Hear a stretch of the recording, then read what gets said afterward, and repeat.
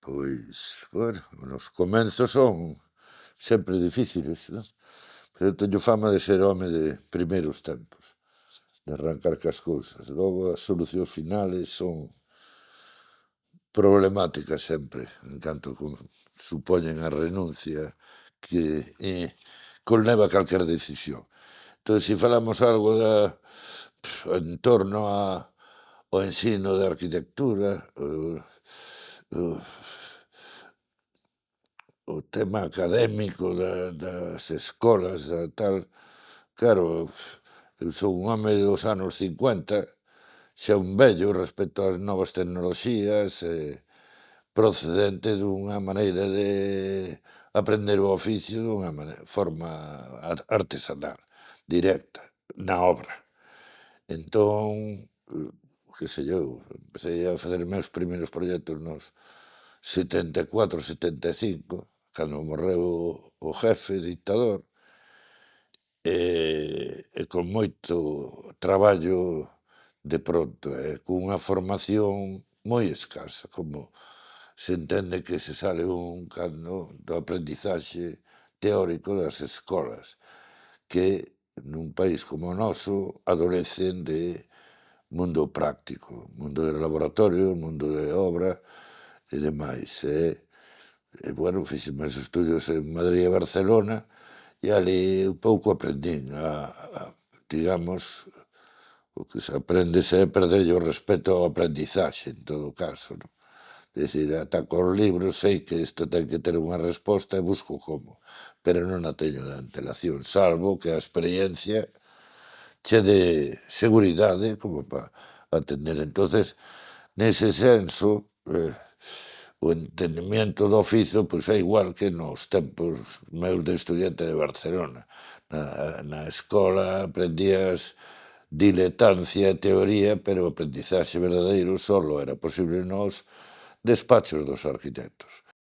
Que realmente eu entendo que seguimos na mesma, que se falaba que o aprendizaxe verdadeiro era nos despachos dos arquitectos que construían como axudante, ir á obra, se botar unha plombada, saber o que é todo eso, que é o arte de construir, é dicir, un oficio e un aprendizaxe teórico, pero que se a súa manifestación non é o dominio da teoría, sino a construcción, a edificación. Que ocorre agora? Mudou completamente os mecanismos do oficio coa aparición da cultura dixital, non? Pero en calquera caso a temática é a mesma, a formación que pode dar a universidade non a claro, no noso tempo non éramos universidade, éramos a escola politécnico, que sonaba a masón, a eficacia, a seguridade, pero nada que ver con un conocimiento abstracto, senón tendendo a chegar a un conocimiento aplicado. Entón, que aconteceu cos cambios tecnolóxicos que permitiron un perfeccionamiento físico do produto, da definición dos proxectos, da definición da construcción, da definición dos algoritmos sociales a efectos do urbanismo, tantísima capacidade de manexar unha barbaridade de información que nos nosos tempos non o tiñamos nin remotamente. Acórdome que para conseguir un topográfico dun punto de Galicia non existía, ou había que facer oposicións ali na Xunta. A foto aérea, o Google Maps, todo o que hai agora non existía. Entón, esa realidade é moito máis aprensible agora. Agora ven a idea do oficio artesanal, acórdome que desto falaba, pois, Viaplana e o seu mestre Soldevila, Alfonso, que tiña ali un taller da hostia, non sei se o conocichedes, que probando con bloques e rompendo pezas ali nunha fábrica pequena, que non era unha maravilla de realidade. Aquí non vas a calquer estudio e hai pantallas parecen sitios de operar, parecen hospitales. O sea, eu ponme neura, así vedes como está isto, claro, e aínda non digamos. Pero en calquera caso, a efectos de comentar e buscar aclaracións os sistemas educativos, a teoría de aprendizaxe da arquitectura, bueno, arrastran toneladas de tinta, non? Desde os teóricos, en cuanto á formación, as disciplinas laterales que acompañan o proxecto, non? Enténdese que a arquitectura é formación para producir proxecto, é a propia definición do concepto proxecto no noso medio, hai nada que aclarar bastante, non é resolver cunha forma, unha función dada, é resolver moitas cousas, non? Aplicarse á psicoloxía, a percepción, o uso, o futuro, o cambio no tempo, unha barbaridade de cousas que implican que o ensino conleve a asignatura troncal do proxecto decisivamente, que se iso que mova todos os mecanismos das outras materias, chamémoslle aledañas, non? Como pode ser a historia, como pode ser a filosofía, como pode ser as artes da representación e os dominios técnicos do proxecto, a estructura, a socioloxía, é dicir, que a fin de contas casi que todas as disciplinas humanas sonos próximas, inmediatas, enténdese que tes que ter como arquitecto capaz de imaxinar e resolver unha problemática particular ou social, controlar información e saber a onde a que fontes tes que ir que teñan que haber lateralmente, pero troncalmente á vez co protocolo de conseguir un proxecto que resolva todos os problemas que lle atañen, non só os físicos e inmediatos e económicos. Eh, entón, pois claro, enténdese que un oficio artesanal, como era nos meus tempos de formación, e nas miñas primeiras épocas, e agora aquí vedes os vegetales que tiñamos do ano 75, dibuixados con Rotring, papel vegetal que aguanta a Dios, e o croquis aguanta moitísimo tamén, é dicir, si, son eternos, sorprendentemente, son planos que teñen casi 50 anos. Eh, aguantan a veces máis que as casas, pero entonces hacia donde eh, nós tuvemos un shock, xa entrei eu a traballar na Escola de Arquitectura de Coruña no 86, pero xa tuvera experiencias didácticas sin vocación de didáctica, porque a miña vocación era construir casas e pintar cuadros, o sea, home de acción, a teoría nunca me interesou, a pesar de que a palabra foime dada, non? Foime dada.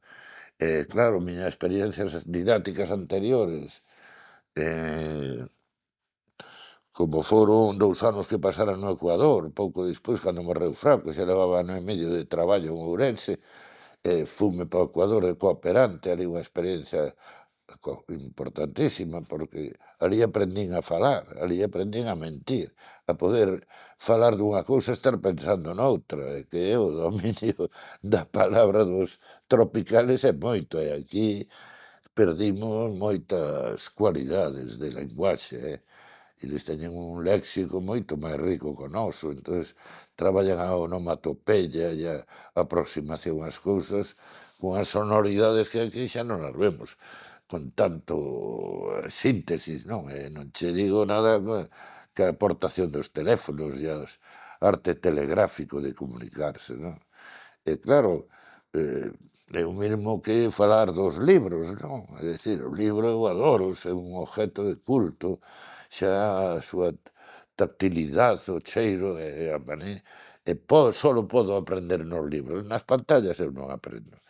Que xa sei que a xente nova que estudia, pois, é pura pantalla, entonces, claro, para que vou ter revistas de Le Corbusier ou de cualquier artista del planeta que se te ocurra si con un botón ya lo encuentro en internet, pero encuentras parcialidades, ¿no? Quiero decir que aparte de eso, luego hay toda la cultura del libro profundo, filósofos, poetas, que non está tópala en internet igualmente, porque tes os libros todos tamén en internet, o cual quere dicir que é a pantalla o obxecto que actualmente se encontra como dominante, ¿no? Entonces, claro, volvendo a que formación ten que ter un estudiante de arquitectura e como e en que maneira. Seguimos adoecendo, como na escola eu jubileime fai 3 anos, e estaba a situación con respecto ao aprendizaxe práctico era igual de pésima que como sempre foi, é dicir, moi escasa, tendo que ir en paralelo ás obras cos arquitectos que construyen para poder aprender a poñer un ladrillo, ou saber como se pon, ou como se corta un perpiaño, non? Claro, eh outra información gráfica que ao final non deixe de ser, aunque haxa 3Ds o que queiras, non son imaxes planas, é fotografía. Toda a cultura non é un mundo táctil de realidade física, que saber ao tocar se aquilo é lixeiro ou é pesado, se que densidade ten, porque é quente a madeira e é frío o metal. Que a pantallita e cas hipótesis visuales, pois é un mundo intermediario, si queres, pero non é traballar co real. Iso por comentar a carencias, non, que noto eu como escolas de arquitectura neoyorquinas caras e finas e hasta tiñan talleres virtuales de levantar edificios directos e realmente ter unha experiencia práctica eficaz, pero a realidade é que o que comentaba facendo algo de historia, por lo ver que eu empecé a traballar no 86, entramos xuntos co gran Alberto Noguerol, que en paz descanse, un maravilloso arquitecto que con un final un pouco triste, e con Alfonso Penela. Entonces viña entusiasta e levábamos uns cursos experimentales moi atractivos, non? E despois xa vindo da época ecuatoriana de aprender a falar, o que se decía, non? Entonces a propia escola mudou moito. No inicio aínda se dibuixaba a Rotring, os ordenadores empezaron a aparecer despois, que foi un cambio drástico, non? Claro, para colmo todos os cambios de programas, planes, a aparición da fórmula Bolonia, que xa de un hai outro tema aí, quero dicir, a arquitectura nos tempos heroicos meus e os anteriores, éramos la élite del país, cuidado, máxima cualidade social e pecuniaria como posibilidade de tal, que eso foise desplomando rapidamente, claro, por pola multiplicación de profesionales. Cando eu empecé a carreira, ou cando eu empecé a traballar éramos 150 arquitectos en Galicia, 150. Eu son o colexiado 230, un veterano. Entón, dame vergonza poñelo nos planos. E agora hai 5.000 ou non sei cuántos, é dicir que de repente nos tempos sobraba traballo e non se daba abasto, a verdad. Eh, agora hai moito arquitecto dedicado a outras labores, pero non del oficio de la arquitectura, o cual conleva unha formación da que é partícipe ao propósito boloñés, non? De alguma maneira, e, bueno, tú eres licenciado en arquitectura, ya te dedicarás a lo que puedas. Y de pronto eres tipógrafo o diseñador de muebles o sacas otra carrera y eres abogado, como conozco buenos colegas de aquí, muy dotados para la arquitectura, una pena, ejercendo a abogacía. Non fago nada, non, ya, bueno, cando faciamos cousas, Fernando, hablan dun sueño lejano. Entón dáme pena como cando atopas a xente que abandona a pintura tendo poderío, porque ten un fillo, porque non pode pintar, porque tal, non sei cantos, porque ou non ten folgos para seguir, non?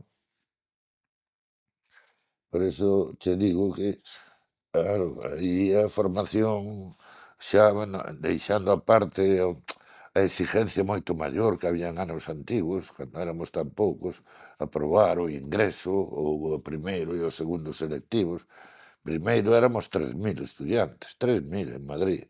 En segundo éramos 200. Ese era o racio. Segundo xa era coser e cantar luego, claro, pero primeiro aquilo non había maneira, 2 anos, 3 anos, para aprobar o Lope Durán. Entón había un filtro salvaxe de produción de arquitectos, cousa que deixou de haber, o cual pode ser saludable se houbera correspondencia na formación. Aparecer a figura profesional do experto en arquitectura, en conocimiento de la arquitectura, pero no en la hacer, en la artesanía, el arte de la arquitectura, que es levantar edificios, macho, se acabó, e sígueo sendo. Que ocorre ahora? Os métodos digitales, toda a cibernética aplicada ao oficio, permite, incluso exixe a participación de numerosa xente.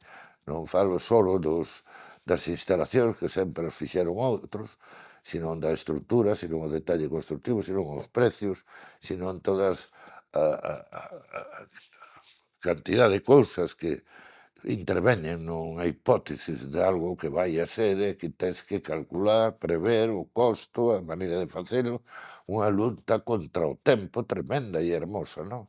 Desde o proxecto a que se inicia a idea, que é onde está o poderío, hasta entregar o proxecto que che den licencia, que se poda construir, hasta construílo de verdad, con aquiles papeles, eso é unha maravilla, un prodigio, uns oficio moi privilexiado, de que a imaxinación sea caminada con unha anterioridade da hostia, e logo levalo a cabo, carallo, como ese cruceiro que temos aí.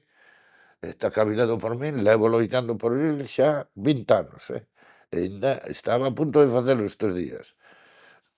Nada, batalla perdida, el alcalde, a carretera, los líos, tal. Pero pensar de que está inventado e que calquer día o poño de pé realmente, iso é unha teoría do conocimiento que en poucos casos se dá. O dos médicos ten eficacia, ten unha formación teórica válida, que o seu produto é curar, sanar, iso é unha belleza, teñen un produto. E dirás, bueno, pero así, iso é para todos, un abogado escribe papeles, bla, bla, bla, bla, que ao final resolvense uns casos e evítanse problemas. Tamén hai produto, pero non é como o noso privilexio, que é levantar cousas materiales que den servicio físico á xente. O arte enseguida nos leva a relacións tamén importantes co tema arquitectónico e formal, sobre todo na idea conceptual, na historia do arte, na historia da arquitectura, e nas conviccións que te leven a decidir. Pero o que quería estar falando era que o que permiten os mundos novos, digitales e así, é o reparto de traballos nunha cantidade de xente moitas veces excesiva, e en calquer caso outras moitísimas veces sin conocer ao teu colaborador físicamente, vendo o máximo nunha conferencia por streaming, que te está calculando unha estrutura alá en en Vigo, ou en Ourense, ou en París, ou en Melbourne, dá igual, faise igual, e funciona.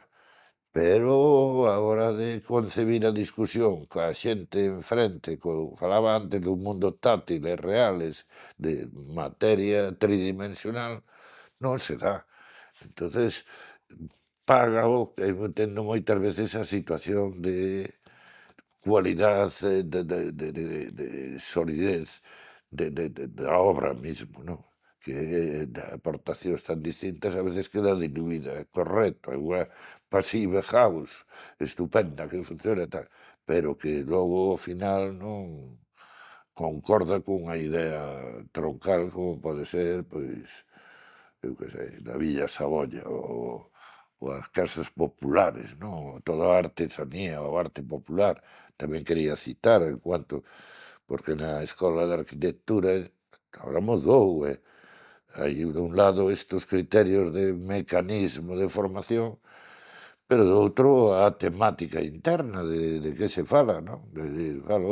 Falo da arquitectura romana, visigótica, tal, que hai que contar a historia da arquitectura, a culta, pero logo está toda a arquitectura popular e a anomia da verdad, que son solucións impecables xeralmente, toda a artesanía popular, como se fai un muro, como é unha bisagra, un gozne, os oficios, carpinteiro, ferreiro, eso é unha suma de moitas, moitas cousas que non é posible aprender nin dominar nos períodos de formación escolar.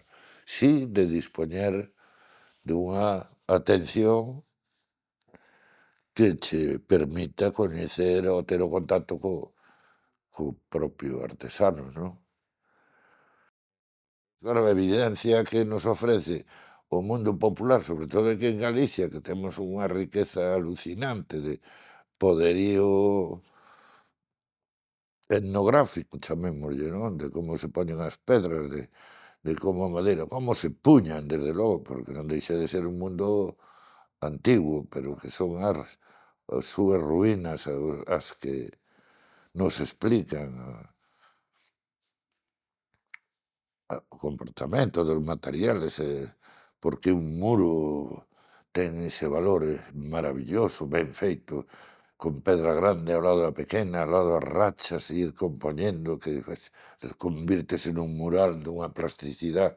Falo dun bo canteiro, que non hai, claro, que todo eso son mundos que se empezan a convertir en rarezas, premios de artesanía, el mundo donde todo ya lo fabricamos por impresoras digitales, ¿por qué no? También está aí. Eu estou facendo aí hai unha, mira, esa é unha maqueta digital, que hai que claro,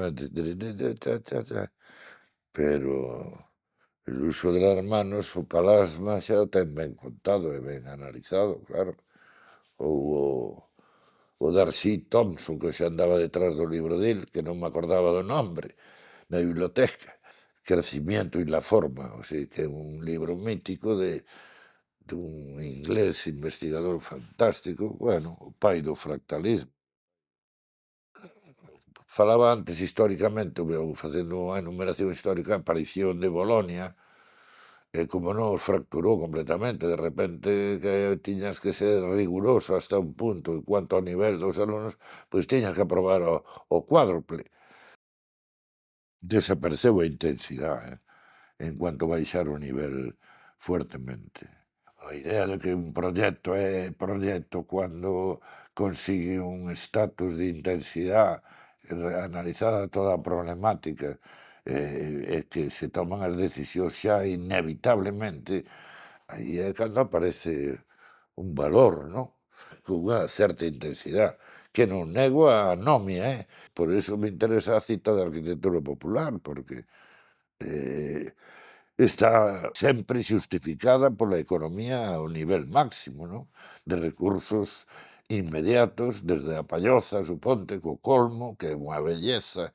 Nunca olvidarei a primeira vez que cheguei a Ourense para ver se me quedaba, se non me fun ver a Xaquín Lorenzo, el gran Xocas, e deume unha charla que quedei estupefacto ali unha tarde inteira, e ele encantado ante miña atención. Llega el estudiante de Barcelona e me hace caso aquí 4 horas, pero falaba cunha sabiduría arredor do evidencia de uso dos materiales e o comportamento optimizado, que eso é unha clave que con arquitecturas que collen tipoloxías, tipos, adquiren compacidade anómica sin autor, con un poderío capaz de integrarse no territorio alucinantemente. Non sei se veu pero que se forma nunha escola, a través de citas cultas e a través de los medios digitales e eso, pues bueno, igualmente pode profundizar no tema de artesanía, arte e artesanía, ahora fálase moito, non, o Véneto, o outro, o feito de usar as mans e que sea, conocido e dominado e que aquilo se comporte e que dé resultado, e que non meta auga e que non lle xíe, pois, eso logo habría outra tamén enfoque, outro aspecto a comentar, tiña aquí apuntado, non? Que é un pouco outra das discusións teóricas que sempre hubo na universidade, en cuanto á aplicación social do aprendizaxe, non? É dicir que o vello tema universidade, sociedade, tal, para quen trabajo, cual está, e en tempos máis revoltosos que agora en cuanto a ser nós máis novos e pensar de que era posible unha revolución total ou un cambio cualitativo profundo na liña progresista, na liña de anticapitalista, por definila con algo máis de concreción, vanse esfumando completamente a estas alturas. E, desde logo, eu non o vexo interesado a multitud xuvenil estudiantil arredor de haber unha variable que incorpore dese calibre, de no, soño que a revolución, que non vexo un que fale de eso. Hai unha xente que parece estar moi conforme no sistema no que viven, no que vivimos, non? No inxusto sistema no que vivimos, non? Que, bueno, que é distinto ser galego que ser palestino, pero ambos estamos aquí, non? Ou solo cando aparece a desgracia, aquí é cando a xente arrima o lombo e se ven cousas, é como cando che toca ir a urxencias ao hospital. A min encántame ir a urxencias, non quero ir, pero gústame como aí o personal ali cama con cama, todo Dios es igual. E eso arma unha unidade, unha solidaridade moi bella, joder, que nos medios da competencia vital e comercial diario non se dá. Máis ben ao revés, máis ben destructiva, é dicir, a competencia atrapa e araña casi que eu reconozco e xa o descubrín en semana, o conforto que che produce ver a un tío máis burro ca ti.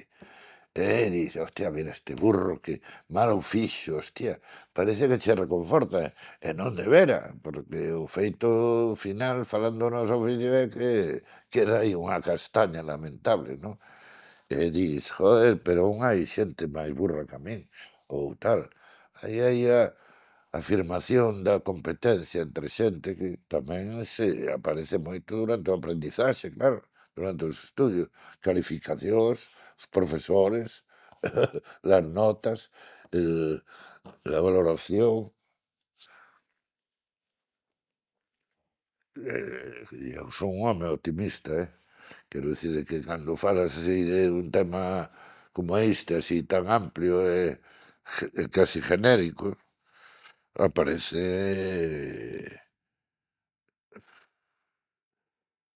ausencias e dificultades, non sabedes, parece que o rollo é descubrir o mal da época en que vivimos, que en soñar utopías, como en soñaches unha vez, claro que sí, pero ao tempo tamén se producen feitos superpositivos e de creatividade e de moralidade, digamos, en cuanto a lo bueno e lo malo, moi importantes, non? Ahora, todo bajo la sombra del capital. Ahora ya con el amigo Trump y el gran, ¿cómo se llama el otro? El, el que hizo ministro hoy, que lanza cohetes ahí, que vuelve. Musk, el gran Musk.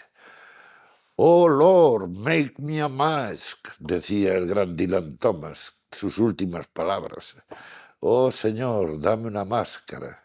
Pues escribes igual, parece, o tipo, ¿no?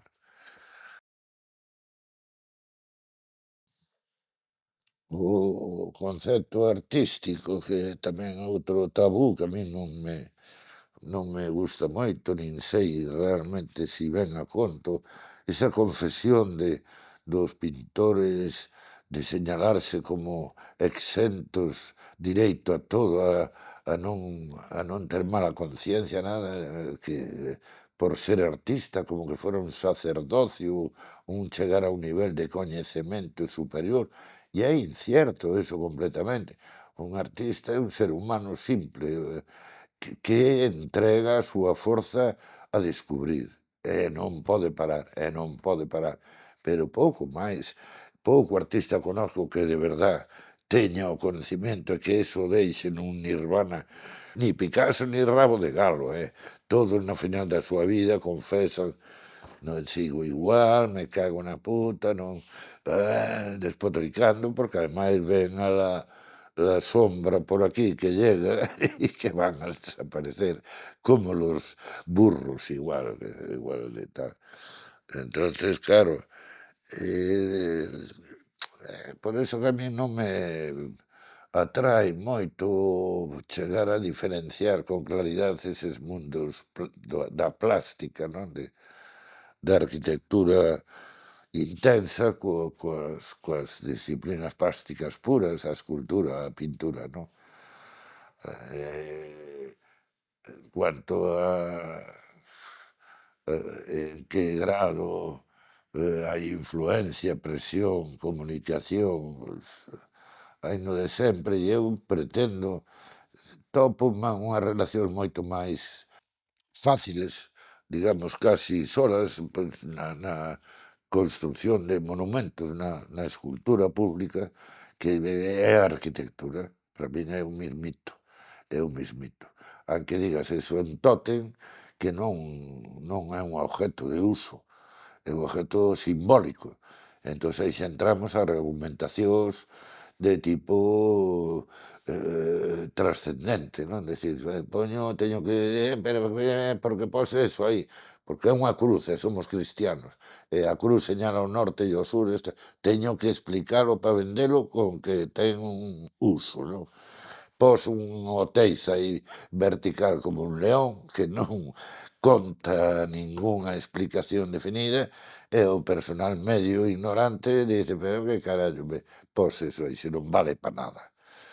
Entonces aí é donde confluye a diferencia. Pintar un cuadro, hostia, eso é unha intensidade extrema cando hai verdad nil, pero é profundizar tamén ca materia, si queres, rojo, amarillo, azul, blanco y negro, y no quiero más, y un papel. Y dices, con eso construyo el mundo. Como construyes o mundo con un bolígrafo e un papel en blanco e un dicionario, ou as palabras, unha novela, un poema, lo máximo del ser humano, 4 letras. Entonces, claro, esa ansia que eu teño, sempre estou facendo cousas que si, esta parede, por que non facemos, un mural aí que represente, que se integre, que, che pida acaricialo, que vas pa dentro, que volves pa fora, eh, pero que leía, mira, aquí teño este libro dunha exposición do 82 que conseguín hoxe, que eran correspondencias entre arquitectos e escultores, 5 e 5. Arquitectos discutibles, procedentes del tiempo del neoclasicismo, de Venturis y así, escultores, pero un intento de buscar raíces comunes. Quedaba nun intento, non? Presentando exposicións paralelas. Entonces, claro, unha casa a casa de Navarro Volveiga, a primeira que fixo para o seu irmão, a casa de la lluvia, e parecía aquello, non estuve nela nunca, logo por dentro tería un váter para cagar, todos os mecanismos de uso habituales, e tampouco por forma era, pero parecía que nacía de querer unha ensoñación de actitud ante los medios naturales, defensa, que ya adquiere un poder simbólico, pero non como forma. Xa os formalistas sí que se meten máis, Gehry, ou los, non che falo xa dos inicios da morta da Zaha Hadid, que xa ao final cheira tanta curvilínea e tanta divulgación, pero nós flipábamos en Cazajadís cando non construía, que pintaba uns cuadros de proxectos suprematistas que alucinabas, e creaba metodoloxía proyectual, que esa é outra, que non falei deso, en cuanto alrededor de enseñar proxectos xa daba para 7 conversacións como estas, non? Que seas ortodoxo e ortogonal, que seas Alberto Noguerol, El mundo de las pastillas, o que seas Enric Miralles, El mundo de las amebas, o que seas Caso Sejima, El mundo de las mantas onduladas, é dicir, caminos que van a Dios igualmente, carallo que van, pero que non podes marcar unha pauta na hora da enseñanza de direccións moi claras, non? Claro que nos tempos eu aínda sigo preso da estructura, provén na miña formación que a presencia de Sota. Sota o plano da estrutura, este pilar está bailando aí e aí tiene que ir a la regla. Que ocorre? Que os arquitectos son moi culo prieto, non? Moi vergonzantes, e la libertad la temen. Yo no me gustan, por eso me gusta ser artista, no sin ser artista, la libertad que se esgrime en el medio artístico. Es decir, de que pinto porque se me ponen los huevos y me dio esta noche por esto y, pero explícame por qué pones eso rojo y al lado amarillo y aquello azul. Si los colores se mueven solos, unos tiran de los otros. Ello es ya un mecanismo propio del medio, y no tan lejano como cuando estás dibujando una planta, carallo, e non queda ben, aunque che funcione, verán, e as plantas son unha maravilla, as plantas eu adoro, es como cuadros, entendidas como pero os adoro, e cada vez las extraño máis, ahora que teño menos traballo, extraño non ter unha plantita para meterlle o dente aí, sabes? E así, poño así, se fago así, se fago máis grande. Tia, eso é precioso, tío. Hasta que deixas alí, aparece aquela casa Valeriano, que é unha joyita que non se fixo, que está clavado, está feito o proxecto de execución, pero xa o feito da planta que anda por aí debaixo de ese plano blanco, hostia, botei aí meses, corrixe ali, tal, non sei cuánto, hasta que xa te metes, decir, así. Entonces ya entra, ya anda solo el proyecto, ya anda solo, porque esa estructura, no me cabe, bueno, hay que mover esto, tal, pim, pam, subo aquí, baixo ali. Eso é xa o oficio, joder, o oficio. Claro, o Viaplano decía, mira, eu cando vexo, según poña, cando andábamos co paralés, que eu dibuixo un paralés, teño ali. Se ya cuando veo como pones el paralés, ya sé si ese tipo va a web, porque claro, o Viaplano era moi deixos largos e a ver, e ocupar todo el plano con direcciones que luego se cruzan e la hostia. Y era un tipo sencillo en el trato, mira que su arquitectura era. Para iso tiña o Helio Piñón para alargar ali as teorías, claro. E son un bo exemplo de dúas actitudes de aproximación ao conocimiento da arquitectura con vistas á formación, porque o outro iba ao grano da construcción. E el Helio habla de poesía e filosofía, pero con criterio eficaz, joder, provocador e renovador. Xa é casi como un pouco específico, pero é fundamental para unha escola de arquitectura. Quero dicir que sempre se estuvo brigando nas teorías, non che digo nada cos latinoamericanos, os brasileños. Eu convivín ao principio cunha xentiña que prometía moitísimo da escola, que tiñan unha academia que se levaba daquela Academia de Proxectos en Coruña, complementaria para apoiar a xente, ejercitarse para aprobar proxectos que costaba daquela. E estos eran discípulos da Zaha Hadid, eran xente moi hábil, e tiñan metodoloxía, é dicir, o que arrancaba. Digo os nombres que me gustaría verlos de novo, que diles que se perderon na nube dos tempos, non, e eran dos arquitectos estudiantes inda, profesores de proxectos en paralelo, que habría que falar deso. Había moito, aínda hai hoxe academias. Logo a vida, aí volvemos a problemática da aplicación social, tes a formación e logo aplicas á sociedade. E te engulle o te engulle. Moi pouca xente sale a flote con calidad, autonomía moi poca, moi poca. A inmensa maioría son pasto do jove, da especulación, traballan como locos para facer merdas e dis: "Para iso estudiaches?". Pois non, tío, non debera ser así. Pero claro, entre 25.000 non é o mesmo que entre 100. A realidad que vemos, a mierda de ciudades que temos, a arquitectura media que é unha lamentable producción, lamentable. Eu cada día, vivindo ahora que vivo máis no centro, e vexo a arquitectura cara a ayuda que tuvo Coruña con dos anos 20, 30, 50, cunha tipoloxía aceptada, que é volver a falar de temas olvidados, como se falaba en tempos, como resposta á forma da cidade, a Aldo Rossi, unas aportaciones moi importantes que se olvidaron completamente.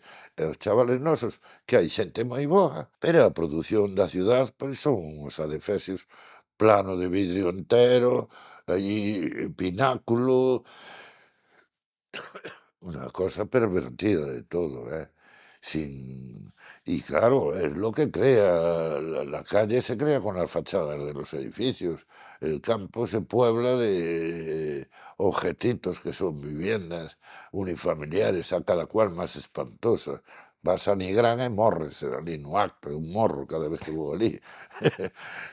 E por aquí, polo norte, está un pouco máis suave a plaga, pero é unha cousas moi evidentes que non tiñan que acontecer, é dicir, fagamos unha arquitectura discreta como os nórdicos, tampouco hai que pedir, xa o decía o Coderch, non necesitamos figuras, necesitamos tíos sencillos e correctos, ¿no? E para crear ciudades habitables e amables, ¿no? Claro. Bueno, pues adiós, universidad. Adiós. No sé.